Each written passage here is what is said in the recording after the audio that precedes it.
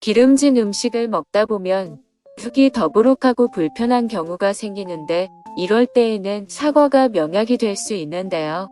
사과는 장 청소와 변비에 도움을 주는 천연 소화제이기 때문입니다.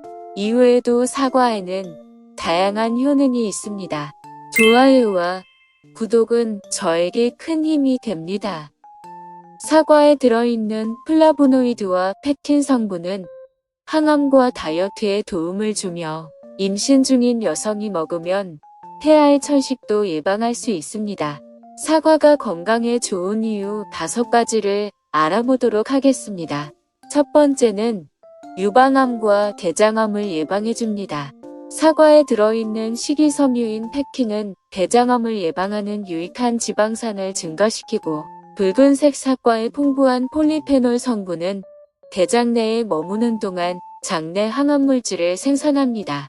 미국 코넬 대학교 연구팀이 유방암을 일으키는 발암물질을 주입한 실험용 쥐를 두 그룹으로 나눠 24주 동안 한 그룹에는 사과 추출물을 먹이고 다른 그룹에는 먹이지 않았는데 그 결과 사과 추출물을 먹지 않은 쥐의 81%에선 치명적 유방암인 선암이 발생했지만 사과 추출물을 먹은 쥐에게선 선암 발생 빈도가 현저하게 낮았습니다.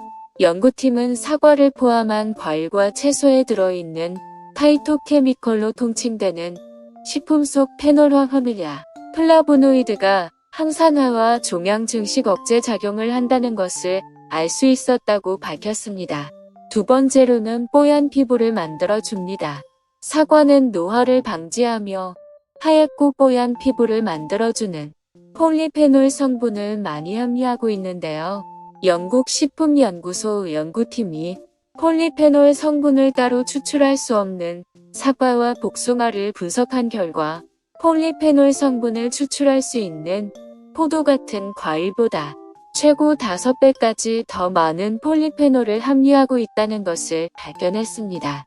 폴리페놀은 식물에 많이 들어있는 물질로 포도에 들어있는 프로안토시아니딘과 엘라그산, 녹차에 함유된 카테킨 등이 대표적인 폴리페놀 화합물인데 이 화합물들은 산화를 억제하는 활동을 하며 항암과 미백, 노화를 방지하고 콜레스테롤이 소화관으로 흡수되지 않도록 하여 혈중 콜레스테롤 수치를 낮춰주는 작용을 합니다. 세 번째로는 폐하 천식을 예방해줍니다. 임신 중에 과일을 많이 먹으면 뱃속 아이가 출산 후 천식에 덜 걸리게 된다고 합니다.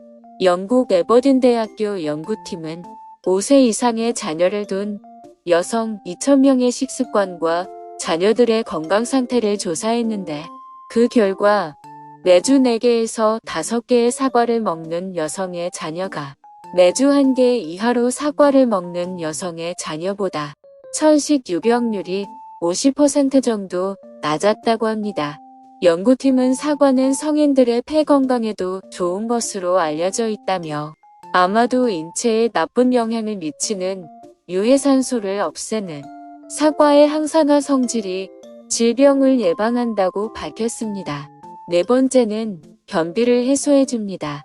변이 대장에 오래 머물러 있으며 수분이 빠져 변은 더 단단해지고 작아져 변비가 심해지게 됩니다.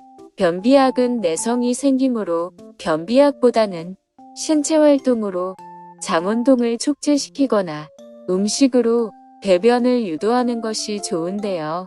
사과의 펙틴 성분은 식이섬유의 하나로 고기를 먹을 때 증가하는 지방질을 빨아들여 변을 통해 체외로 배출하는 기능을 하게 됩니다.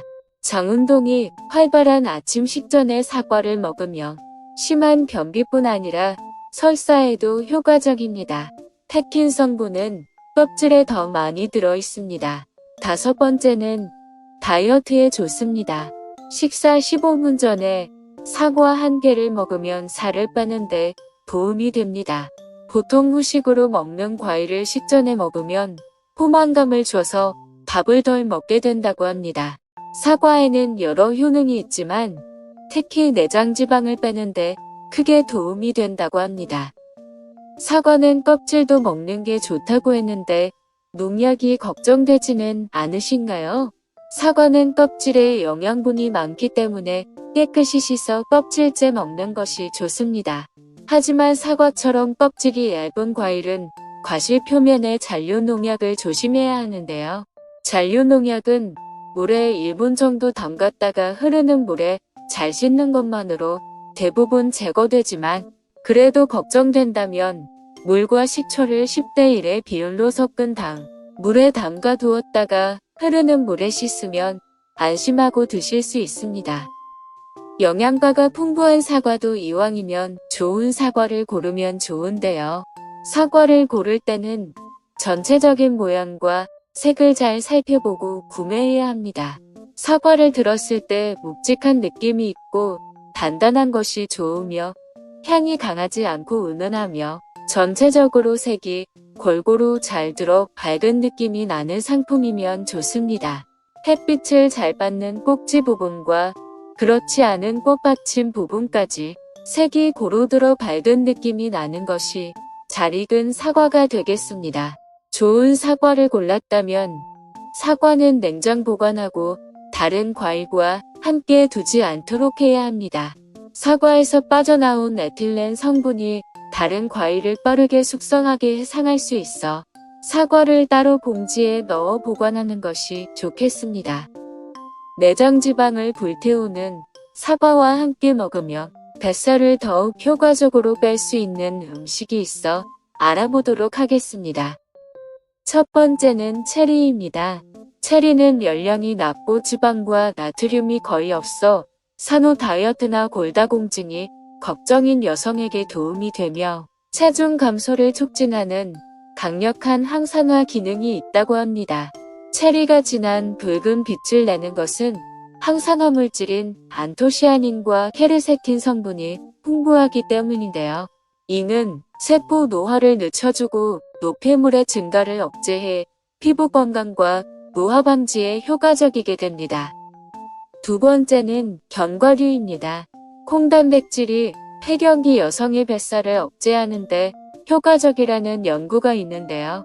미국 알라바마대 연구팀이 5대 여성에게 콩 단백질이 체지방에 미치는 영향을 조사한 결과 콩으로 만든 쉐이크 음료를 먹은 사람들은 복부 지방이 덜 늘어난 것으로 나타났습니다.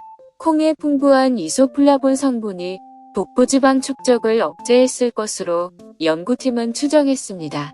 아몬드, 호두, 땅콩 등 견과류에는 식이섬유와 좋은 지방, 마그네슘이 많이 들어 있습니다.